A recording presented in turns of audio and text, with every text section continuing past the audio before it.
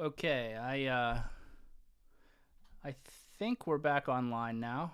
I think uh, I think everything's working. I think we got booted there for a second because of the subject that I was talking about. So I guess we can't talk about that subject here online, but um, I will just say this about it. It disgusts me to no end, and I really can't stand that sort of thing. I don't know why any sort of platform would have taken me offline for that, but frankly, that's very frustrating. But here we are. So at least we're back online now. At least we're back streaming.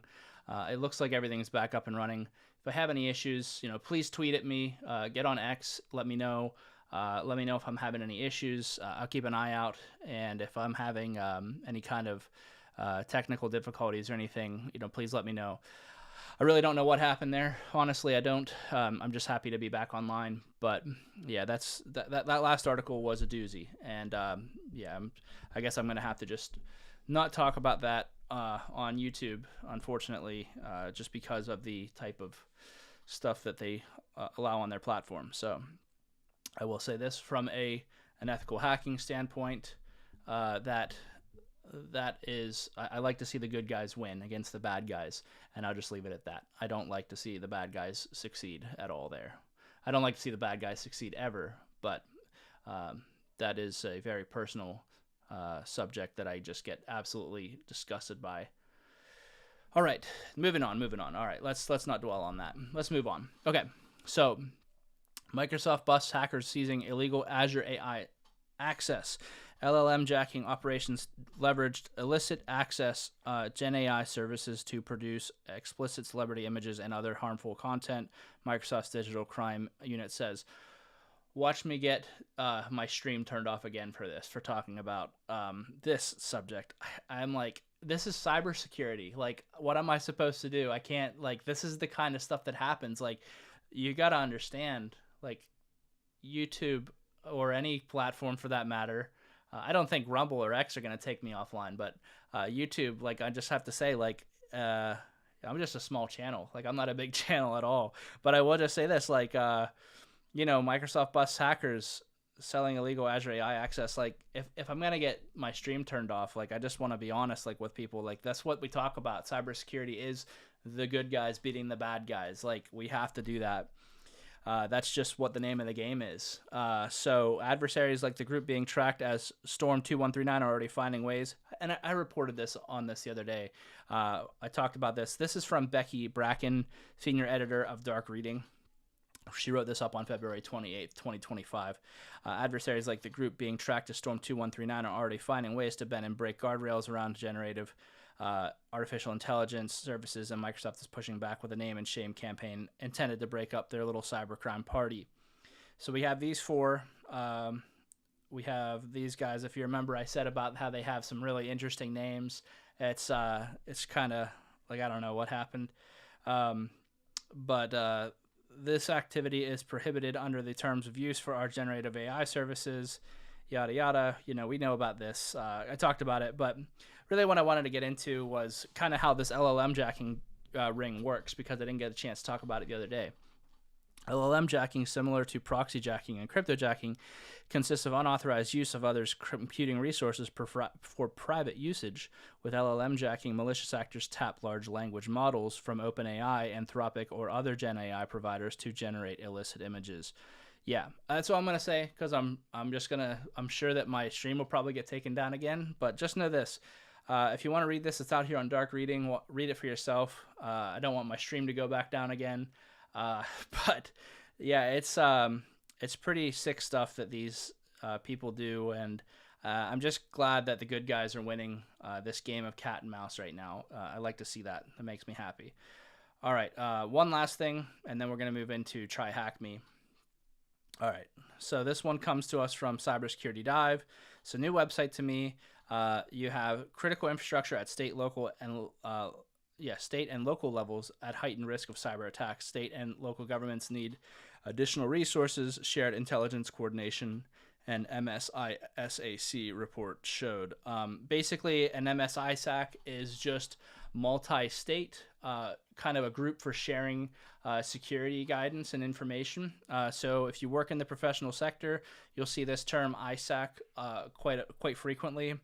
But it's basically just a group of people that come together and they kind of share cybersecurity knowledge with each other. So yeah, basically just good information to have in the back of your pocket. But essentially, this article can be broken down into there is a heightened risk that cybersecurity, that there will be cyber threats this year, which we know happens every year, and for them to just kind of keep an eye out a little bit closer than what they normally do. So, all right, that's it for the news. Again, for anybody watching, I really appreciate you coming back online for the stream. I apologize that the stream got taken offline there temporarily. I don't know what happened. I'm not sure. From a technical perspective, it didn't make sense. But at least we're back online now, and we're transmitting live again.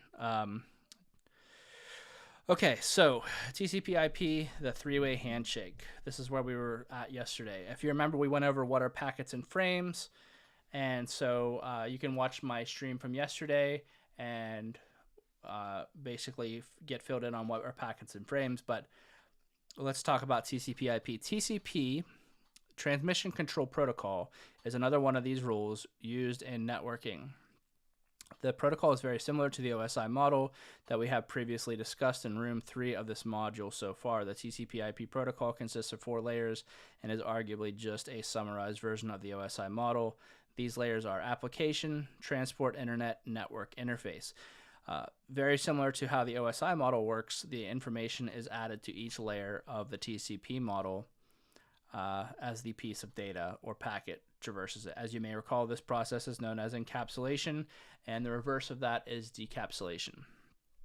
So one defining feature of TCP is that it is connection-based, which means that TCP has to establish a connection between the client and the device, acting as a server before data is sent. So the advantages are that you get the guarantee of integrity of data. And if you remember yesterday, I showed this little triangle here. So at the top you have, you could have it really on any side, but confidentiality. Down here you have integrity, and over here you have availability. So confidentiality, integrity, and availability. So that is a very important thing to know for cybersecurity. So you want to have integrity. Basically, that just makes sure that your data is what it should be. So you'll get something like a checksum. Like if you download a new Linux distribution, sometimes you get a checksum. And whenever you get that checksum, it's just a way to make sure that the data has integrity to it. So capable of synchronizing 2 devices to prevent each other from being flooded with data in the wrong order, and performs a lot more processes for reliability, right? Requires a reliable connection between the two devices. If one small chunk of data is not received, then the entire chunk of data cannot be used and must be resent. A slow connection can bottleneck another device, as the connection will be reversed on the other device the whole time. And TCP is significantly slower than UDP because more work has to be done by the devices using this protocol. Right. So TCP packets contain various sections of information known as headers that are added from encapsulation. All right, so these are some of your TCP headers. You have the source port, you have the destination port, your source IP, your destination IP, sequence number, acknowledgement number, checksum, like I said, checksum, right? Your data and your flag. Okay, so let's go over these. So source port is the value that the port is opened by the sender to send the TCP packet from. This value is chosen randomly out of the ports from 0 to 65535 that aren't already in use. Okay. Destination is the value, that's the port that is the application or service is running on the remote host. For example, a web server running on port 80. Okay. This is the IP address of the device that is sending the packet. That's your source IP. Your destination IP is the IP of the device that the packet is destined for. Your sequence number is when a connection occurs. The first piece of data transmitted is given a random number. Acknowledgement is after a piece of data has been given a sequence number, the number for the next piece of data will have the sequence number plus 1. Checksum is the value that TCP gives for integrity. It's a mathematical calculation. Essentially, if you've ever downloaded Ubuntu before, you've seen this. You've seen a checksum. It's basically a string of numbers that you can go back and you can see and make sure number for number if it all lines up correctly. Data is the header where the data, i.e. bytes of the file is being transmitted, is stored, and the header determines how the packet should be handled by either device during the handshake process. Right, okay, so let's talk about the three-way handshake. If you don't take anything else away from this TCP portion, just know that the three-way handshake is extremely important. So you have the SYN. So you have SYN, which is a message that the initial packet sent by a client during the handshake. This packet is used to initiate the connection and synchronize the two devices together. Synchronize. So SYN is synchronize. Okay. So SYN ACK, this packet is sent by the receiving device to the to acknowledge the synchronization attempt from the client. ACK, the acknowledgement of the packet can be used by either the client or server to acknowledge that a series of messages or packets have been successfully received. Data, once a connection has been established, the data is sent via the data message. Then FIN, the packet is used to cleanly close the connection after it has been completed. And then last is the RST, the packet abruptly ends all communication. This is the last resort and indicates that there was some problem during the process. For example, if the service or application is not working correctly or the system has faults such as low resources. So, you have Alice and Bob here. Remember our lovely friends Alice and Bob. You have Alice sends a SYN to Bob. Bob sends a SYN ACK back to Alice. And then Alice sends an ACK back to Bob. So SYN, ACK, ACK. If you just kind of like make a little rhyme in your head of that, it'll come back to you, because you will see these on exams. You will see SYN, ACK, and ACK, right? So that is your three-way handshake, and that's what makes TCP so good at what it does. So the client says, here's my initial sequence number to synchronize with. That's your SYN. Your SYN ACK is where the server says back, here's my initial sequence number to synchronize with, and I acknowledge that your number, your initial sequence number, and then ACK, and then the client says, I acknowledge your initial sequence number, and here is the data that is my ISN. So, and the numbers are like this. You're not going to see it like this. You don't have to remember this part, but this is basically what you see. So client says 0, 0 plus 1 equals 1. And then the client says back, it says, okay, 1. And then it's like the final sequence number is 1 plus 1 equals 2. And then you have 2, and then 2 plus 1 equals 3. Okay, so like I said, that's not super important. You don't have to worry about that part. Okay, so TCP closing a connection. Let's quickly explain the process between TCP closing a connection. So we get basically this FIN, ACK FIN, and then ACK. So first, TCP will close a connection once a device has determined that the other device has successfully received all the data. Because TCP reserves system resources on a device, it is the best practice to close TCP connections as soon as possible. And then to initiate the closure of TCP connection, the device will send a FIN packet to the other device. Of course, with TCP, the other device will also have to acknowledge this packet. Okay. So let's see. In the illustration, we can see that Alice has sent Bob a FIN packet. Because Bob received this, he will let Alice know that he received it and that he also wants to close the connection.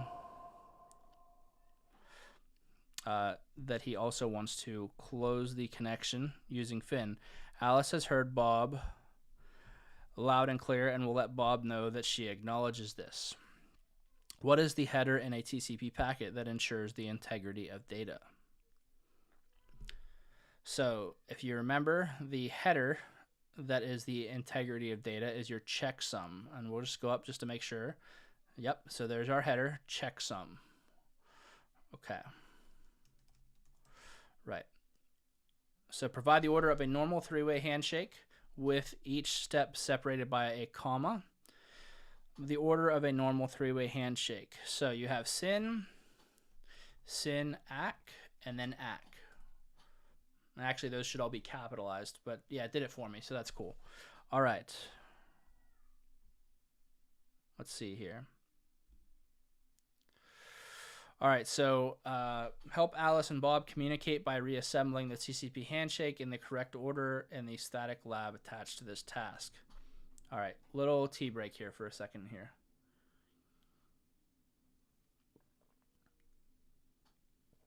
All right. Okay, continuing on. All right, so let's go ahead and open up the lab. Enter the value of the flag given at the end of the conversation into the question below. Okay. So first we say sin ac, and then we say data, and then we say ac, and then we say finac, and then finac again, and then we would say okay, goodbye. Right, so okay, and that's it. We'll copy that and we will paste that. TCP chatter. All right, that's probably the easiest flag in the world that I've ever gotten out of one of these. So all right, I see we got another person. Thanks for joining the live stream. Thank you so much. Okay, so the user datagram protocol, UDP, is another protocol that is used to communicate data between devices. Unlike its brother, TCP, UDP is stateless, and that means that it doesn't require a constant connection between the two devices for data to be sent. For example, the three-way handshake does not occur, nor is there any synchronization between the two devices. So UDP, I've always thought of as Netflix. That's been kind of the de facto thing since I learned it in college back in 2014. So UDP, if you have to think about it, just know that it is basically for things that you don't have to actually make sure are in a perfect order. That's why you see buffering. That's why you see things whenever you're listening to music on Spotify or something. Sometimes it goes up and down. Sometimes when you're on YouTube, sometimes the stream goes up and down. That's UDP. I think we're probably transmitting in UDP right now, if I had to guess. So UDP is much faster than TCP. UDP leaves the application, the software, to decide if there is any control over how quickly packets are sent, and UDP does not reserve a continuous connection on a device as TCP does. UDP doesn't care if the data is received or not. It's quite flexible to software developers in this sense, and this means that unstable connections result in a terrible experience for the user. So there's some downsides, obviously, with UDP, but for the most part, it's very useful for things that you just want to get out there, right? Like, for example, YouTube is a perfect example. You're just getting the stuff out there, right? When you're watching it, sometimes that stream goes up and down. That's UDP. So, time to live. UDP packets are similar than TCP packets and have fewer headers. However, both protocols share some standard headers, which are what is annotated in the table below. Time to live. The field sets an expiry timer for the packet, so it doesn't clog up your network if it never manages to reach a host or escape. The source address, the IP address of the device that the packet is being sent from, so that data knows where to return to. Your destination address is the device's IP address that the packet is being sent to, so that data knows where to travel next. Your source port is the value that the port that is open. I'm sorry, I apologize. This value is the port that is opened by the sender to send the UDP packet from. This value is randomly chosen from ports 0 to 65535 that aren't already on use at the time. Destination is the value, the port number that an application or service is running on.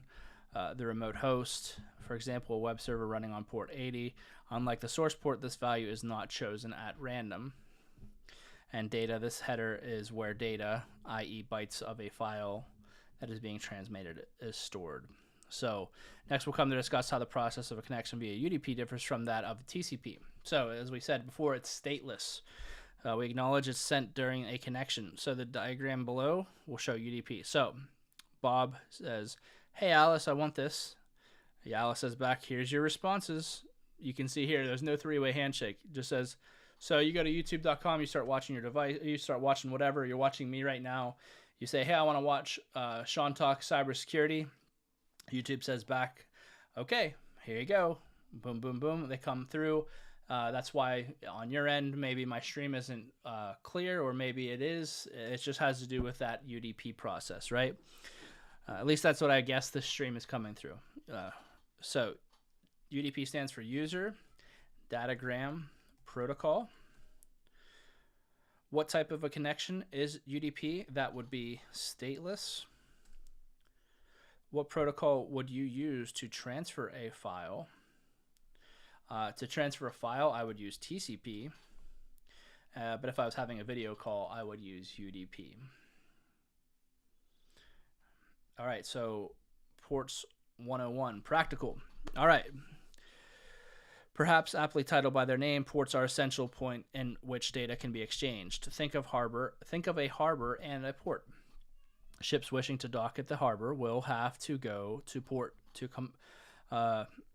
port compatible with dimensions and facilities located on the ship. When the ship lines up, it will connect to a port at the harbor. Take, for instance, that a cruise line cannot dock at a port made for fishing vessel and vice versa. Okay, so I'm going to talk a little bit about this. Ports are absolutely essential to what you do as a cybersecurity professional.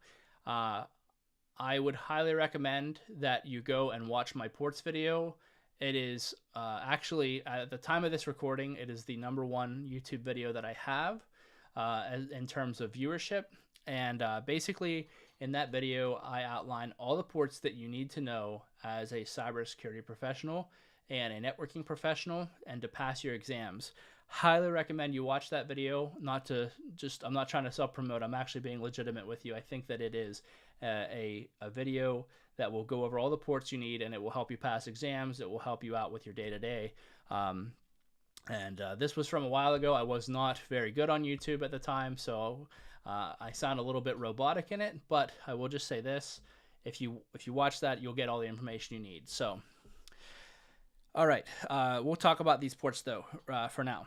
Basically, these are some of your most essentials. You have port 21, 22, 80, 443, 445, and 3389. Okay, so respectively, FTP, File Transfer Protocol, is port 21. Secure Shell is port 22. Hypertext Transfer Protocol is 80. HTTPS is 443. Server Message Block, SMB, is 445. And RDP, Remote Desktop Protocol, is 3389. There are many, many, many, many more ports out there that you need to memorize. These are the most essential for the beginners. I would say start here, work your way up. Make flashcards and just practice with your husband or your wife or your boyfriend or your girlfriend or your friend or whoever you have in your life. Even if you have to just do it by yourself, just do it by yourself. Make flashcards, practice these ports. Ports are super, super, I can't stress this enough, important for what we do in cybersecurity. You will find that people just talk with the numbers, and then you have to know in your brain, okay, what was that port that they just said? Okay, they said port 22. Okay, I know that's Secure Shell, right? Okay, anyway, standard rule for web data is port 80, and any port that is within 0 to 1024 is known as a common port. That's important. So 0 to 1024. I did skip over that. I don't want to skip over that. Let's talk about these. FTP is the protocol that's used by a file sharing application built on a client-server model, meaning you can download files from a central location. So when you download something off the internet, chances are it's using an FTP server. FileZilla, for example, that would be one example of an FTP server, a free one. Secure Shell. This protocol is used to securely log into systems via text-based interface for management. SSH is very commonly used for software development. Maybe you have an EC2 instance in an AWS S3 bucket. All that means, and I'm just trying to keep this like high level, an EC2 instance is a virtualized machine inside of AWS, Amazon Web Services. And essentially what that is a platform that you can use to host virtual machines and virtual infrastructure. And you would actually remote in to do the work that you need to do securely. So Secure Shell is port 22. This port protocol is used to securely log into those systems via a text-based interface for management. 80 is Hypertext Transfer Protocol. So this protocol powers the World Wide Web. It allows your browser to use text, images, and videos to show you web pages. HTTP is like the dinosaurs. You should not be using HTTP unless it's like something that is very low security. Its big brother HTTPS, which is 443, is much better because it uses encryption. I would say any bank that's not using HTTPS at this point, I would say there's probably none. But if there is, and if your bank uses just HTTP, you shouldn't be banking with that with that bank. That would be very bad. Everything should be going over HTTPS at this point. It's been something that the security community has been harping on for many years now, and in 2025, HTTPS is kind of the de facto standard. Okay. I've been rambling, so I apologize. I'm just kind of, I'm in the zone today. I'm kind of going, because of yesterday, I'm kind of going crazy with this. I want to go and give you guys all the stuff I wasn't able to deliver to you yesterday. So, and also with that stream thing earlier, I'm just like, I want to get into the meat of it. Okay. SMB, server message block. This is the protocol used to file for, it's similar to FTP, file transfer protocol. However, as well as files, SMB allows you to share devices like printers. So if you work in an enterprise network, let's say you work for, I don't know, Google, because it's an easy one to talk about. It could be Google. It could be, Joe's pharmacy, whatever. It doesn't matter. There's SMB, and that's what allows your printers all to connect up to each other, as well as your servers. So we'll get into some more SMB later.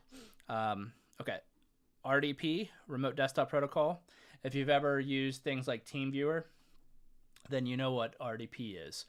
RDP allows you to actually remotely access the GUI on a desktop. So unfortunately, it's not very secure, but it's something that is just something that people have to use.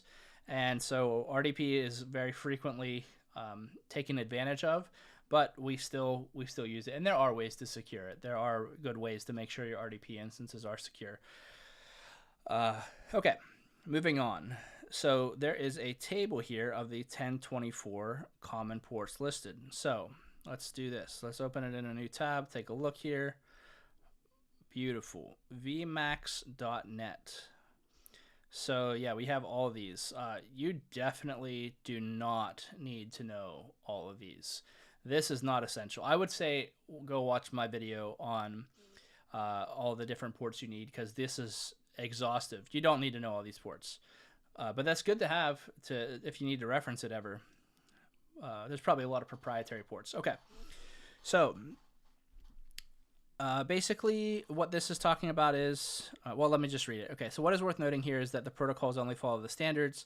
You can administer applications that interact with these protocols on different ports other than what is the standard running a web server on 8080 instead of the 80 standard port. Note, however, applications will presume that the standard is being followed, so you will have to provide a colon along with the port number. So open the site attached, connect to 8888 on port 1234, and you'll receive a flag. 8888 is the DNS server for Google. So, all right, I guess we'll start this. View site. Okay. We'll connect up to 8.8.8.8, and you'll see the colon here. 1, 2, 3, 4. I guess it's not going to show us the colon, but normally there'd be a colon here.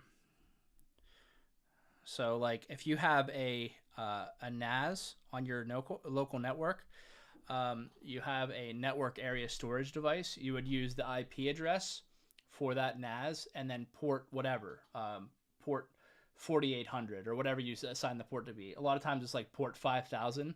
Well, that's how you get into it. So you have like 192.168.1. whatever, right? .150, and then you have your port 5000, and then boom, now you're in your NAS, right? And you can do that with anything. You can do that with printers. You can do that with whatever. Just as long as you know what the port is. Okay, so we're going to terminate these. We are going to say complete, and complete. All right. Yeah. So that's it for that one. Let me switch over to my main cam here so I can talk to you for a minute. Okay. Again, sorry for the streaming issues at the beginning. I don't know what happened there. I can only assume that it's because of the subject matter that I was talking about, and I would guess that YouTube didn't like that. But I will say this: if you go back and watch it, just know that the news that we were talking about was a little bit. It was a tough subject, and so yeah, it's up to you if you want to go back and watch that part. But the stream did get disconnected earlier, and I'm sorry for that. You guys know kind of where I stand on that and how my stance is and how I feel about all that. Just I'll leave it at the fact that I was absolutely disgusted by all of that. And now here we are, but the good news is the good guys are winning that fight, and that's what we want to see. We want to see the good guys winning. I'm going to leave it at that because I don't want YouTube to cut my stream again. So a little bit of controversy for today. Sorry about that. But the good thing is we got through our ports, we got through TCP, we got through UDP, and we got some more networking under our belt. So thank you guys so much. I see now I'm about to close up shop for the day, and I'm getting some more people on the stream. So thank you guys so much for joining my live stream today. I can't thank you enough. It makes me so happy to see more people joining and learning cybersecurity with me. Thank you guys so much. I encourage you to go back, watch my other videos. I do this every Monday through Saturday at 2 p.m. If you found any value out of this, please hit that like and subscribe button. Share this with your friends. Share it with your grandma. Share it with your uncle Joe, whoever you like. Just share it with anybody. Even if you don't like them, just share it. Help me out and get the word out. I'm here to help out with cybersecurity. I want to make cybersecurity available for everybody and help you guys fall in love with it just as much as I love it. So thank you guys so much for an awesome Saturday stream. I will see you guys on Monday. Have a beautiful Sunday and take care and God bless. Take care. See ya.